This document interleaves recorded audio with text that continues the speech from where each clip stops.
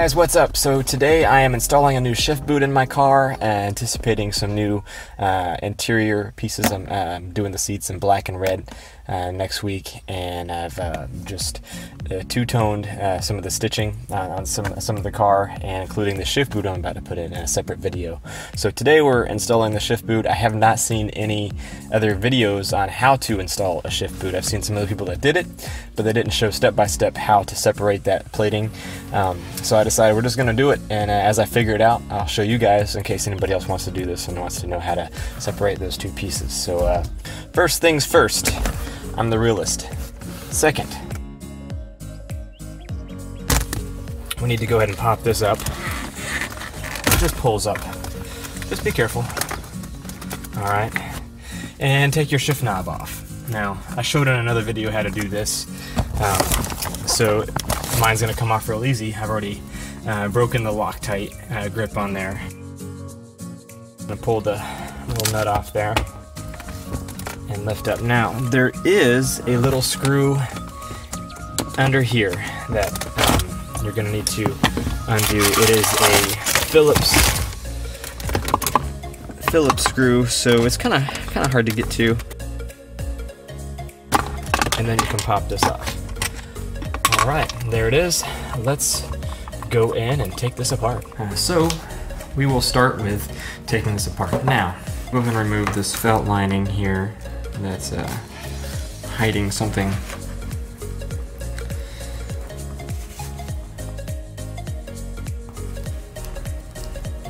It's just sticky. It kind of peels off.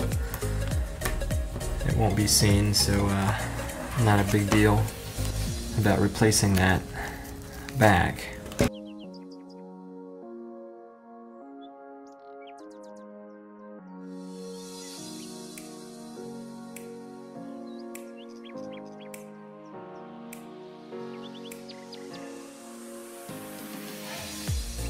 Alright, so you have to undo the felt adhesive seal all the way around the edge.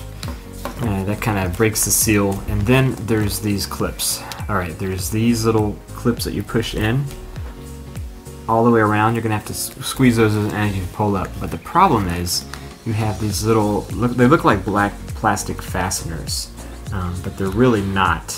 What they are is the black peg that came through when they put this piece down. They put this down over top of it, and then they like melted these.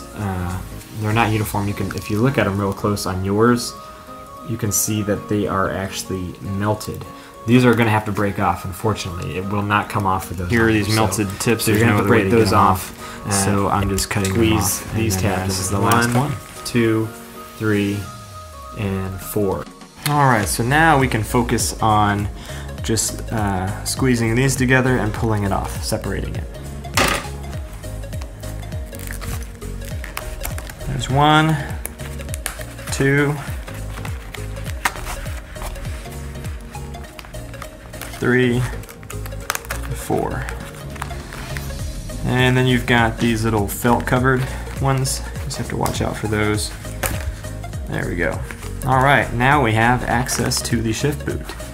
Now this is the one I'm putting on. It was one I ordered off of eBay, and it should be the same exact size. It was for a G37. So we've got the holes here. Hopefully they line up.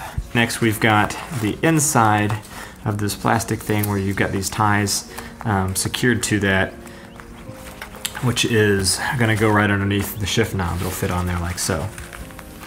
So you just kind of have to pull these out, and the new one has these ties as well.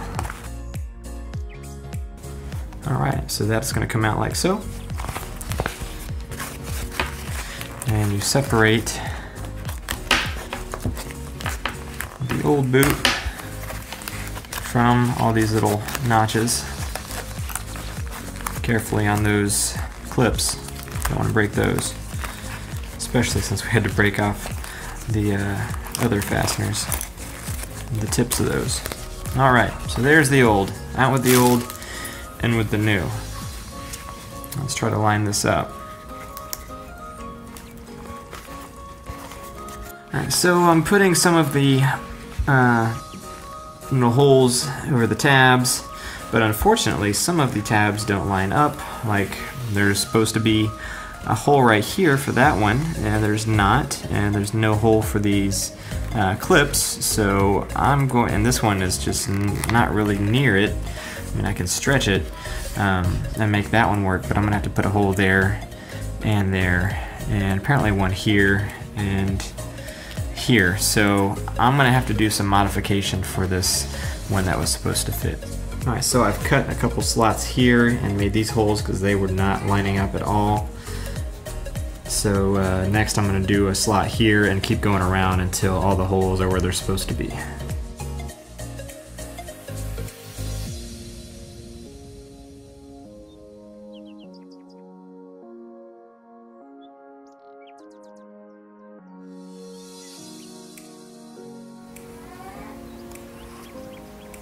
So a little clip here, just making a slit, slide that clip through like so. Got another one here. Oh, baby's waking up. But the baby's waking up, so I'm gonna go take care of that, and I'll come back in a little while and finish this up. Alright guys, I'm back. Sorry about that. I've got the baby down, but now my wife's also asleep, so I've switched rooms to try to keep it quiet in here. So I've just been working my way around, making new holes for these pegs. Even though we sliced off the tip to pull that second layer off, this black layer off, we had to, but they will still go back on and fit into these holes, which is why we're still having to make room for those. I've made a few slits here, but the thing we have to be careful of as we're doing this, we're pretty much making new holes all the way around, because even the existing ones, when we have to make one beside it, some of those, if you're looking on this other side, as you're kind of getting your spacing, you'll notice that, or you may notice with this one, that hole is showing through, whereas everything else should be lined up kind of as it's going to be. You don't want a hole in your shift boot, so we're going to have to make some additional holes and stretch this over a little bit, like this. See, there's that hole right there. We're going to have to pull it over so that that's not seen on the other side, and it's going to be a little bit tight. Hopefully it's not too tight on this shift boot as far as moving your switching the gears. It's not going to pull too much.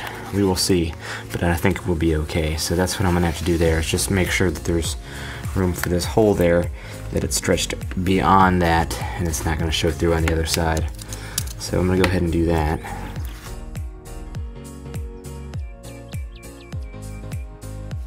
Alright, so I think we're about ready to put this backing plate back on, but just looking at it, kind of lining it up, it looks like we're going to have to cut off some of this excess. As far as fitting it back into the car, I think it's going to be a problem. So I'm just going ahead and doing that. Anything that looks like it's going to kind of be in the way, hanging off the edge here. So go ahead and just kind of line that up. So I just sliced that piece and come along up here. Just kind of using the edge of the plating there as a guide. Hopefully you won't have to do all this, but regardless, I'm just showing you everything that I'm doing in case you run into these issues. Alright, we'll try that. Adjust as needed. So, just making sure that none of the material is covering up those holes. And then we can place everything back through. Okay. I'm not really hearing the... Okay, that clip went in. That one went in. Make sure that everything's lining up, and then we're not going to take this back off. That's in, that's in. You hear all that clicking, so awesome. I think that's good. It looks good. I'll go that way. So I'm good with that. So this is the next step here, taking this black plastic piece and putting the ties through it. Now it is two-sided. The one side is round, the other side is like a rounded rectangle that is the same shape as the base of the G37 shift knob. The OEM knob, the 370Z is round. So we want to make sure that this side is facing up it'll be on the other side, but that way when the knob rests up against it, it's flush, okay? So that's going to be facing down this way. Alright, so it had a little zip tie on it from the factory, just to hold those ties in. I just went ahead and clipped that off. And again, the rectangular part down for the G37, and the ties are going to come up through the middle.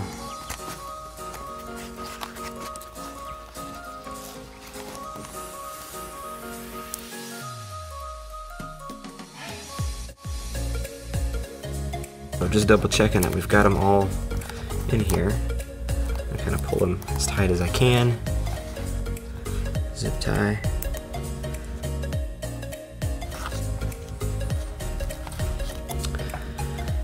So let's snip that. So that's as good as I'm going to get it. Actually feels really secure, so maybe I can avoid the adhesive. And there we go. So I think now we are ready to go put it back in the car. So here we go. Moment of truth here. If this will clip back in like it's supposed to, we will slide this rod, the shift rod, that's what I'm going to call it anyway, through here, the shaft. Alright, and this will clip back on. I know we've got this screw to put in here, so go ahead and thread that back in.